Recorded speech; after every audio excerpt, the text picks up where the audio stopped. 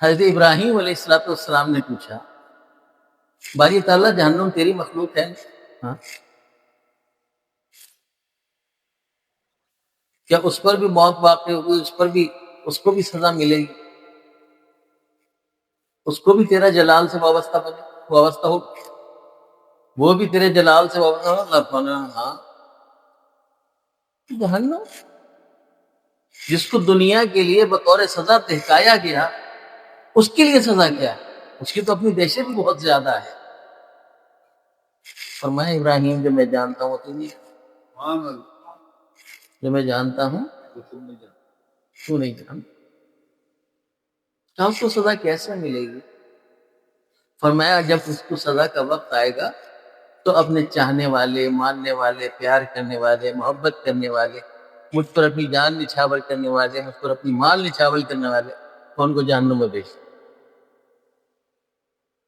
میں ان کو جہنم میں بھیج۔ ہماری طرف میں چاہنے والوں کو، پیار کرنے والوں کو، محبت کرنے والوں کو، اپنی متاع جان لٹانے والوں کو تو میں تو مجھ پر اپنی جان ایسے نہیں لٹاتا، تو مجھ پر اپنا مال ایسے نہیں لٹاتا۔ وہ جو اس کے دل میں میری محبت کی سلگتی ہوئی آگ ہے، وہ جہنم کی آگ سے 70 گنا زیادہ ہے۔ اور جیسے ہی میرا محبوب اپنے قدم وہاں رکھے گا، کوئی پسندیدہ، کوئی برگزیدہ اپنا قدم جہنم کی طرف آگے بڑھائے گا، بھی رکھا نہیں ہوگا، جہنم پناہ مانگے گی، اے اللہ اس کی حدت، اس کی گرمی مجھ سے برداشت، اس کی محبت جو یہ تجھ سے کرتا ہے مجھ سے برداشت۔ یہ ایسے اتنا برا منہ بنا کے سننے والی بات آئی نہیں، یہ ایسا چیز وہ ہے نا کباب آہو، کباب آہو میں جو نہ پایا پھنسا وہ دل کے کباب۔ اعلیٰ حضرت نے لکھا کیوں؟ کباب آہو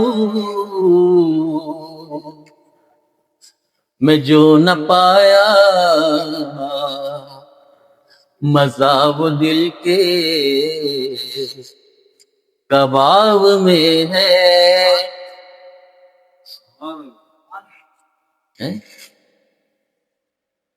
اب بات کس کی ہو رہی ہے؟ سیدنا صدیق اکبر رضی اللہ عنہ۔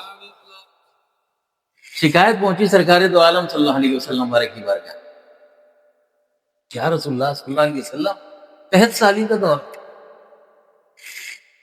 لوگوں کو سوکھے ٹکڑے کھانے کو نہیں ہے، ابو بکر کے گھر سے بھنے ہوئے گوشت کی خوشبو آ رہی، ابو بکر کے گھر سے بھنے ہوئے گوشت کی خوشبو آ رہی ہے۔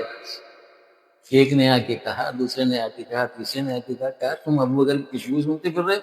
بلاؤ ابو بکر کو، کسی کے پاس سوکھے ٹکڑے کھانے کو نہیں ہے اور تم جو ہو بھنا ہوا گوشت کھا رہے ہو، پکا رہے ہو، آ جاؤ۔ اے بھائی ابو بکر تمہیں سرکار نے بولا ہے، غور سے چلو۔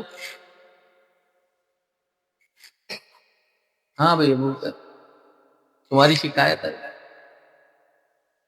حضور حکم فرمائیے، چلو سوں گا ابو بکر تم سن، بھنا ہوا گوشت تو گھر پہ ہے نا، یہاں کیا ہے جی؟ ابو بکر کے گھر سے بھنے ہوئے گوشت کی خوشبو آ رہی ہے جی۔ نبی اللہ السلام نے فرمایا سونگو اس کا منہ سونگ، وہ سونگنا شروع کیا، نے کہا حضور یہاں سے بھی آ کے گوشت کھا کے آیا، اچھا یہ یہی ہے، جاؤ گھر جا کے تلاشی جو گوشت بھون کے رکھا ہے وہ اٹھا کے لیا، ہم سب کھائیں، ہم سب کھائیں گے۔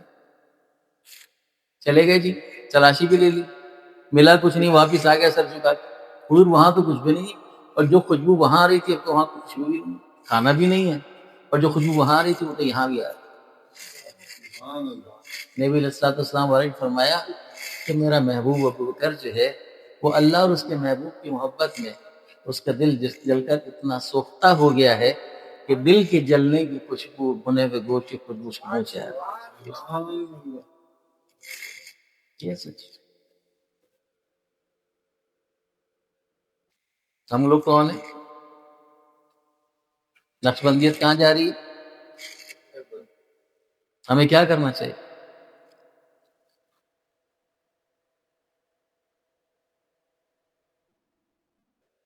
میں اپنی بات بتاؤں.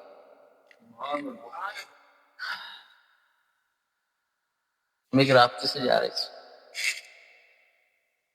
محفل میں جا رہے تھے، ٹھیک ہے. یہاں کی بات نہیں، پاک پتن شریف کی بات. سائیکل پہ جا رہے تھے، سائیکل کے اوپر گانا لگا ہوا تھا، سائیکل کے اوپر گانا لگا ہوا تھا. ہم اس کے پاس سے گزرے تو سائیکل کا گانا تو سمجھ میں آ رہا تھا، لیکن جب اس کے پاس سے گزرے تو سائیکل چلا، جس کی سائیکل کی سائیکل چلا رہا تھا وہ بھی زور زور سے کہا. کیا کہہ رہا تھا؟ دل کو جلانا ہم نے چھوڑ دیا. گانا ہے نا، کس کا گانا؟ نور جہاں کا گانا.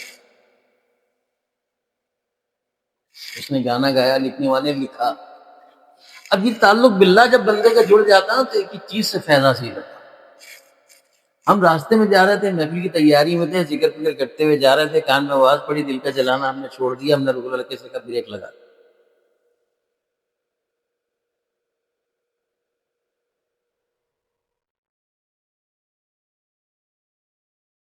بریک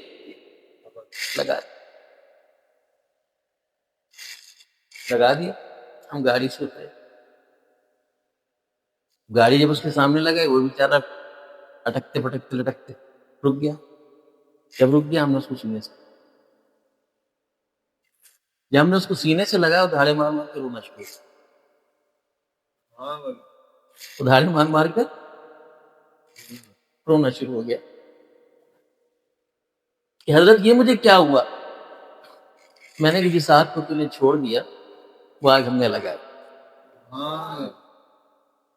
تو نے دل کو جلانا چھوڑ دیا کہ ہم سے برداشت. ہمیں حکم ہوا کہ تیرے دل میں جو تم نے آگ لگانا چھوڑ دی ہے وہ لگا دی جائے. آج وہ شخص ہمارا مولی ہے، اپنے علاقے میں خلیفہ ہے، شریعت کی داڑھی رکھی ہوئی ہے، مسجد کا پیشوا. یہ ہوتی ہے. اب یہ جو آپ لوگ بیٹھتے ہو نا آ کے، یہ حکم الہی سے بیٹھے، رضا الہی سے بیٹھے، ان کے بلائے پر بیٹھے. رب کی رضا ہے، نبی کی رحمت ہے، دن صدیق اکبر کا ہے، فیضان صدیقیہ ہے. تو سب آ کے بیٹھے، اور جب آپ آ کے بیٹھے ہو تو فیض جاری ہے. تو اسی طریقے سے جب حکم ربانی ہو جاتا ہے، آقا کوئی نہیں اسے بلایا. دعوت آپ کی ان کے ذریعے پہنچی، آپ آگے. مقبولیت ان کی تھی، منظوریت ان کی تھی، بلاوا ان کا تھا، ان کی زبان پر آیا. وہ نہ چاہتے تو کیسے آتے؟ اور پھر آپ کے حصے کی یہ چند باتیں موجود تھیں یہاں کہ آپ یہاں آئے ہو. اب آپ کا کام یہ اصلاح کرو نہ کرو یہ آپ کی مرضی. ہمارا کام تھا، ہم نے پیش کیا. اور ضروری ہے کہ ابھی آپ کمسن ہو بھائی، زندگی بہت بڑی پڑی ہے. نعت یعنی کہ تذکرہ ہے نا، ہم نثر میں کر رہے ہیں، آپ نظم میں کر رہے ہیں، طرز میں کر رہے ہیں.